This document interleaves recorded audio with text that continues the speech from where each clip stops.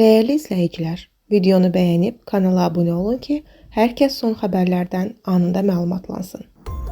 Ağdam rayonunda ağır yol nəqliyyat hadisəsi baş verib. Xəbər verilir ki, məlumata görə qəza rayonun Xıdırlı kəndi ərazisində qeydə alınıb. Məlumata görə hərəkətdə olan Hyundai markalı avtomobil qarşıdan gələn VAZ 2106 markalı maşınla toqquşub. Qəza nəticəsində avtomobillərdə olan 4 nəfər hadisə yerində həyatını itirib, bir nəfər isə ağır xəsarət alıb. Yaralıların xəstəxanaya çatdırılması üçün hadisə yerinə həkim briqadları cəlb olunub. Ölən şəxslərin hərbçi olduqları bildirilir. Fövqəladə Hallar Nazirliyinin Qarabağ Regional Mərkəzinin xilasetçiləri avtomobillərdə sıxılı vəziyyətdə qalan meyitləri çıxararaq aidiyyəti üzrə təhvil verib. Faktla bağlı araşdırma aparılır.